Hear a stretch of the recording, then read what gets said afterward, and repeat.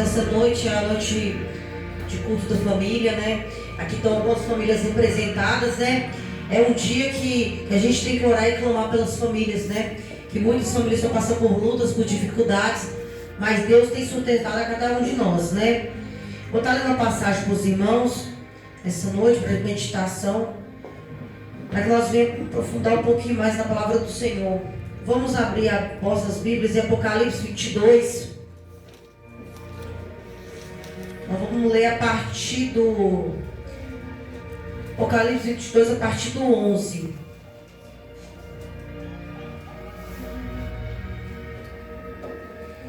Esperar os irmãos todos abrirem.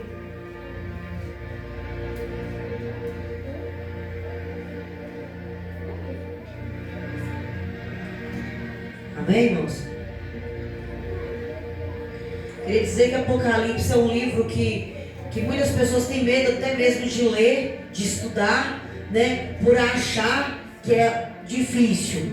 Mas Apocalipse é a revelação do próprio Senhor Jesus Cristo para nós. Amém? Diz assim a palavra do Senhor: quem é injusto, faça injustiça ainda. E quem está sujo, suje-se ainda mais. E quem é justo, faça justiça ainda. E quem é santo, seja santificado ainda. Eis que cedo venho, e o meu galardão está comigo, para dar a cada um segundo a sua obra. Eu sou o Alfa e o Ômega, o princípio e o fim, o primeiro e o derradeiro. Bem-aventurados aqueles que lavam as suas vestiduras no sangue do Cordeiro, para que tenha direito à árvore da vida e possa entrar na cidade pelas portas. Amém, irmãos? Vamos aceitar.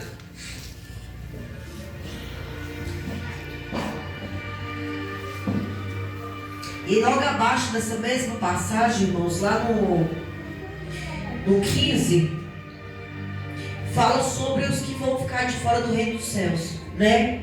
Que são os cães, os feiticeiros, o que se prostitui, os homicidas, os idólatras e qualquer que ama e comete a mentira, né? Essa passagem diz claramente conosco, né, sobre nós possuir a herança da árvore da vida, sobre nós morar na glória com o Senhor Jesus Cristo. Mas para nós chegarmos até lá, tem um certo percurso. Nós temos que caminhar na certeza da convicção que nós estamos fazendo a melhor coisa na obra do Senhor. E essa passagem diz conosco também que Deus vai dar a cada um segundo as suas obras. Então quer dizer que nós temos que frutificar na obra do Senhor. A obra do Senhor a gente tem que fazer com excelência. A gente tem que fazer da melhor forma possível. Quer dizer para nós que nós temos que praticar e frutificar na obra do Senhor. Porque se nós estamos aqui, nós temos que fazer a obra do Senhor, plantando obras e fazendo frutos. Nós temos que levar e pregar a palavra do Senhor Jesus Cristo. Nós temos que semear a palavra do Senhor Jesus Cristo por onde nós formos. Porque quanto mais nós semeamos a palavra, semeamos a palavra do Senhor, Deus derrama a sua glória sobre a igreja. Deus acrescenta as almas à igreja. Não é nós que vamos atrás da alma, mas é Deus que acrescenta as almas. Porque quando nós pregamos a palavra do Senhor, muitas pessoas são salvas, são libertas. Muitas pessoas andam no pecado e acham que estão no caminho certo. Assim como foi pregado, né, o Marcos Feliceu da nossa cidade pregou que havia dois tipos de crente, né? Por quê? Porque umas pessoas que mesmo pecando, eles acham que eles estão corretos, eles estão na santidade. Mas só que a palavra do Senhor revela aqueles que vão ficar de fora. Então nós temos que caminhar com certeza e convicção, porque a palavra sagrada, a Bíblia Sagrada tem mostrando para nós as instruções de como nós temos que andar na presença do Senhor, de como nós temos que andar em santidade na presença do Senhor. Aqui é uma nova instrução para o crente, para nós sabermos como nós temos que ser. Nós temos que buscar sabedoria que vem dos céus, porque nós não sabemos como fazer, mas o Senhor é que nos ensina, Ele que nos dirige os nossos passos. Mas para isso nós temos que estudar, meditar na palavra e jejuar. Hoje em dia, no dia de hoje, muitos crentes acham que não tem como mais jejuar. Muitas pessoas abrem mão de jejuar e buscar a presença de Deus. Como nós vamos nos aproximar de Deus se nós não temos intimidade com Ele, se nós não prostramos a presença dEle?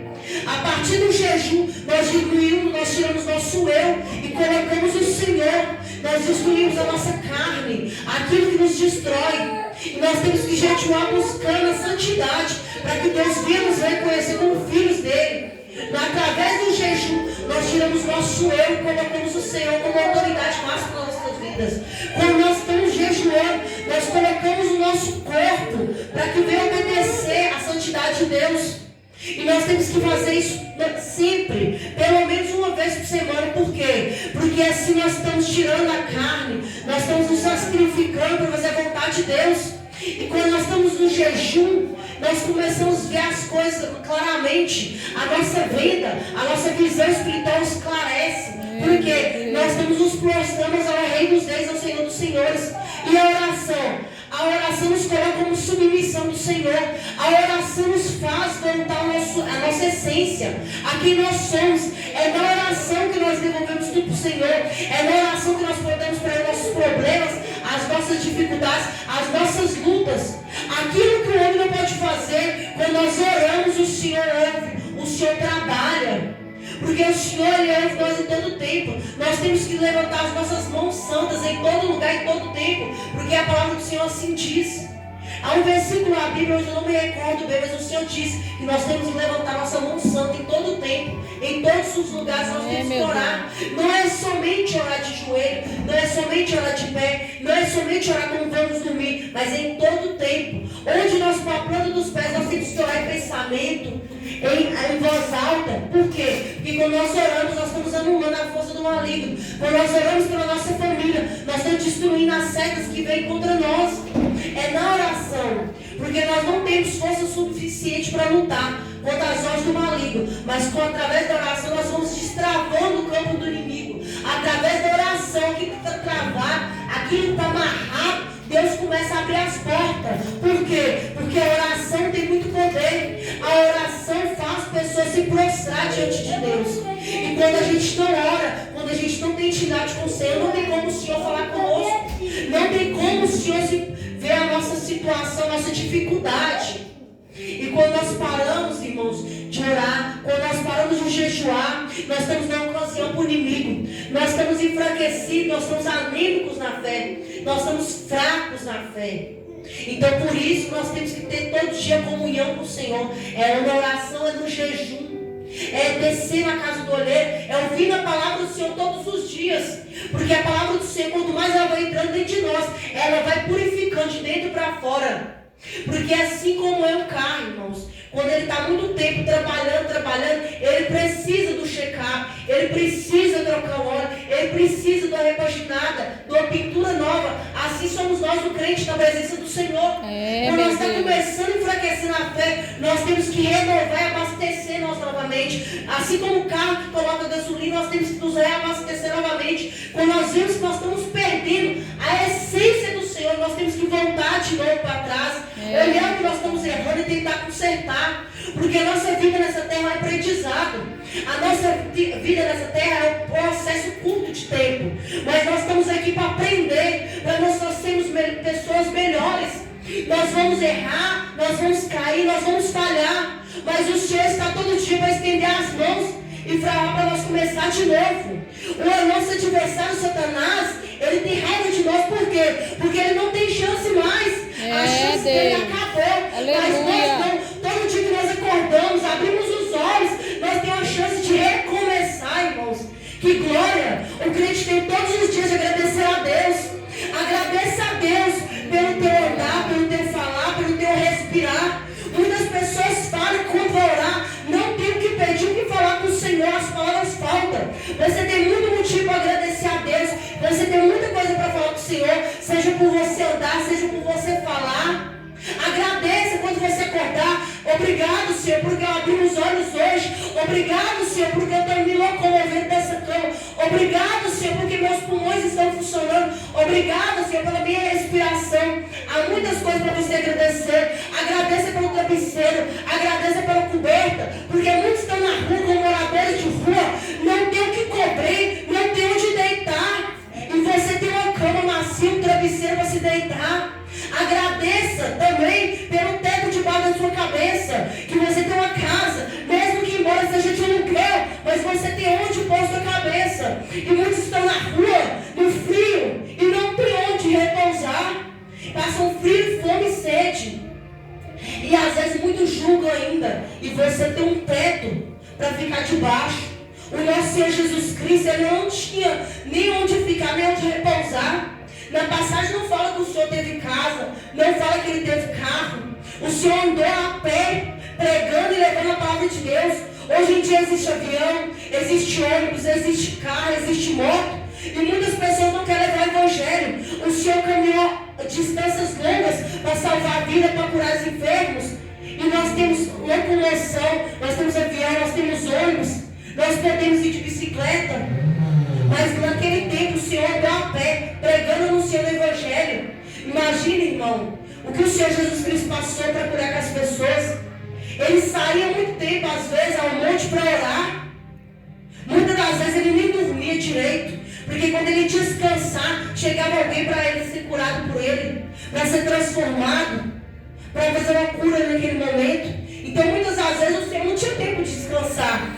E hoje em dia o pastor, ele fala que ele é sobrecarregado. O nosso Senhor Jesus Cristo foi 10 vezes muito mais. Porque ele pregava em todo tempo e não descansava. Nenhum tempo ele parava. Verdade, muitos dos nossos líderes da autoridade passada, eles passavam horas e horas em público, pregando, curando e orando pelos enfermos. Muitas das vezes não tinha tempo nem de comer, nem de beber. E nós, às vezes, nós estamos fatigados. Nós temos uma geração desanimada, falta em nosso ânimo, falta em nós o vigor. Deus diz na palavra do Senhor que nós temos que fazer a obra enquanto nós somos jovens, porque vai chegar um tempo que nós vamos ter força. Os nossos ossos, a enfermidade, vai bater na nossa porta, nós vamos ter força. Mas nós temos que buscar o Senhor, fazer a obra dele quando nós somos jovens. E quando nós temos força de levar a palavra àqueles que estão cativos. Muitas pessoas precisam somente de um abraço. Muitas precisam somente de ouvir eu te amo. Muitas pessoas são carentes de ouvir a palavra do Senhor. Porque estão depressivas, ansiosas, estão pensando no dia da manhã, os alimentos subindo, a pessoa pensando no dia da manhã, o que vai comer, o que vai vestir. Mas o Senhor diz que nós temos que perseverar na oração, perseverar em salvar as almas. Já pensou se o Senhor te chamar amanhã, o que você tem preparado para Ele? Mas o Senhor nos promete que nós vamos ter a coroa da vida. Se nós perseverar, nós temos que somente perseverar, porque aqui a recompensa não é aqui, irmãos. A recompensa que nós temos não será aqui nessa terra. Nós possamos trabalhar, conseguir carros, bem materiais, mas tudo vai ficar aqui. Mas o que o Senhor tem preparado para nós, não há de se comparar. O que o Senhor tem preparado, nosso galardão vai ser lá. E o que nós temos que fazer é buscar almas para o Senhor. Buscar almas não quer dizer que você vai ficar pregando, mas é levar a palavra àquele que está com sede. Ore a Deus, que Deus vai te mostrar a pessoa que necessita ouvir o Evangelho. Ore a Deus, que Deus vai te mostrar o enfermo que você precisa orar, porque Deus nos deu autoridade, irmãos. Deus não escolhe as melhores pessoas para fazer a obra dele. Deus escolhe os piores, aquelas pessoas que ninguém dão nada no mundo, aqueles que são rejeitados pela sociedade para fazer e pregar a palavra dele. Deus não escolhe uma pessoa que tem alto mestrado, fala bonito, não. Porque Deus usa aqueles que não são para confundir o que são. Deus pesa aquele que todo mundo despreza. Se você foi desprezado, caluniado, você sofreu, Deus te escolheu. Sabe por quê? Porque Deus quer mostrar para os outros que você será diferença. Deus quer mostrar que Ele fez na tua vida, vai fazer na vida de outras pessoas. Você vai ser testemunho. Às vezes Deus te usa como testemunho para os outros. Às vezes Deus te usa como testemunho para o lado, para o teu vizinho. Muitas das vezes você não precisa de palavras. Somente o teu testemunho vai salvar vidas lá fora. E Deus escolhe aquelas pessoas difíceis. Sabe por quê? Porque Ele gosta. O Senhor tem prazer nessas pessoas. Porque Ele quer salvar, Ele quer limpar, Ele quer proclamar a palavra dEle. E na palavra dEle também diz: bem-aventurados aqueles que lavam suas vestiduras no sangue do Cordeiro, para que tenha direito à árvore da vida e possa entrar na cidade pelas portas. Que nós venhamos lavar o nosso corpo, as nossas vestiduras. Que nós não venhamos andar no pecado, mas que nós venhamos fazer a vontade de Deus. A vontade de Deus nos exige renúncia. Muitas das vezes a gente tem que abrir mão de algo para adquirir algo. Muitas das vezes a gente acha que a gente largou é algo grande, mas o que o Senhor tem para nos dar é maior, irmãos. Muitas das vezes você abriu um monte de coisas na tua vida para estar na presença do Senhor. Você não abriu mão de nada. Sabe por quê? Porque o que melhor Deus tem preparado para você. Muitos te julgam você não ter algo lá fora, mas o Senhor te vê por dentro. O Senhor conhece a essência e o coração de cada um. Faça diferente, seja uma nova criatura. Mude suas atitudes, não somente em palavras, mas em atitudes. Porque o verdadeiro amor é aquele que muda, e muda de dentro para fora. Porque o Senhor, quando nós nascemos de novo na água do Espírito, o Senhor muda de dentro para fora. Então que nós venhamos ter herança na parte da vida do Senhor Jesus Cristo. Tem uma passagem também que diz assim, ó: eu, Jesus, enviei meu anjo para testificar essas coisas nas igrejas. Eu sou a raiz e a geração de Davi, a resplandecente esteira da manhã. Meu espírito e esposa diz: vem, e o que ouve diz: vem, e que tem sede, vem, e que tiver dom de graça da água da vida. Amém, irmãos? Então essa palavra é muito linda. E Deus diz também aqui abaixo, irmãos, porque é o que está acontecendo nos dias de hoje. Diz assim a palavra do Senhor: e se alguém tirar qualquer palavra deste livro, dessa profecia, Deus tirará a sua parte da árvore da vida e da cidade santa, que está escrita neste livro, né? Porque hoje estão se levantando falsos profetas, falsos doutores, e Deus diz: se alguém tirar ou acrescentar alguma palavra que não esteja escrita aqui, Deus vai tirar parte do livro da vida. Eu e você queremos ter o nosso nome escrito no livro da vida, para que nós venhamos morar na glória. Porque adianta, irmãos, nós pregar, nós fazer tudo nessa terra e chegar naquele grande dia, Deus não nos reconhecer, né? Mas o que nós temos que ter é o nosso nome escrito no livro da vida. Nós devemos ter parte da herança que o Senhor nos deu, porque o Senhor nos chama como filhos. Pode uma mãe esquecer do filho, pode um pai se esquecer do filho, mas jamais Jesus esquece de um filho. Pode um de nós não ter o pai, não ter a mãe, não ter ninguém, mas o Senhor Jesus Cristo nos adota como filhos dele. E Ele tem reservado para nós essa herança. A herança do mundo não se iguala à herança que o Senhor Jesus Cristo tem para nós. A herança que o Senhor tem para nós é duradoura, é eterna. A nossa vida é pouco tempo, mas lá é eterno. E nós vamos contemplar a face do nosso Senhor. E vamos ver que cada dia aqui valeu a pena. Cada dificuldade, cada luta, cada lágrima. Muitas das vezes nós choramos na presença do Senhor. Nós descemos na presença do Senhor. E não tem ninguém para nos consolar. Mas o nosso Senhor, Espírito Santo, é nosso consolador. É nosso ajudador. Para que nós venhamos chegar até o nosso Senhor Jesus Cristo. E receber nas mãos dele a coroa que ele tem reservado, irmão. Então essa passagem, o livro de Apocalipse é muito lindo, porque ele nos dá esperança, né? E logo após tem outra passagem também no começo do 22 que diz que nós vamos ter um rio puro da água da vida, claro como cristal, que procede do trono de Deus. Então Deus tem no Apocalipse, ele promete para nós o que nós vamos reinar da parte dele, o que nós vamos adquirir se nós perseverar na fé, se nós conseguir atravessar essa fase dessa vida, né? Porque até mesmo o Senhor guarda nós até no ventre da nossa mãe. Quando nós ainda nem éramos gerados, o Senhor já nos amou, o Senhor já nos fez como filho amado dele, o Senhor cuidou de nós quando nós ainda nem tínhamos fôlego de vida. O Senhor já nos gerou, o Senhor já cuidou. Porque até mesmo quando a criança está no ventre da mãe, quando ele é ainda um feto, o Senhor ainda está cuidando. E o Senhor tem cuidado de cada um de nós. E você não sabe a raiva que o inimigo, o Satanás, tem de cada um de nós. Porque nós estamos na presença do Senhor. Só de nós estar aqui dentro da casa do Senhor, sem abrir a boca, o inimigo já tem raiva de nós. Porque ele sabe o que nós seremos no futuro. Ele não pode ver, mas com as tentativas, ele pode observar o que nós seremos futuramente. Porque ele sabe como que é uma alma, o estrago que ela faz quando ela se prostra na presença do Senhor. Quando ela desce na presença do Senhor, ela salva milhares e milhares de vidas do Senhor.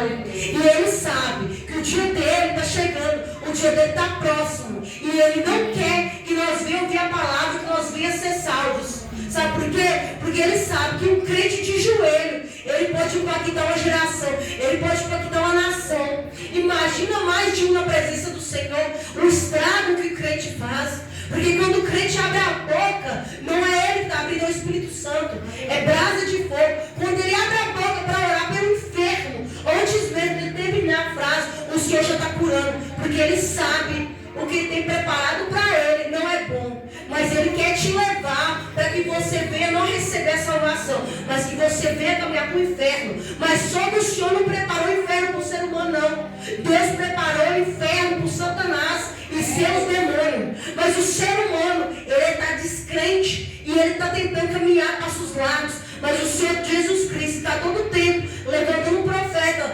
levantando um obreiro, levantando pessoas corajosas para pregar a palavra dele, para que você, eu e você não vá para lá. Aleluia. E nem a nossa família. Então ele está lutando. E nós vamos lutar na fé, descendo em oração, descendo em jejum. Porque quando a gente se prostra, Deus faz algo maravilhoso. Não perca a chance de anunciar o Evangelho. Não sei de que forma você prega o Evangelho. Não sei de que forma você tem levado a palavra do Senhor. Mas eu sei que qualquer forma que o Senhor te usar, você vai fazer um estrago no inferno. Você vai pregar a palavra, a tua família vai ser salva.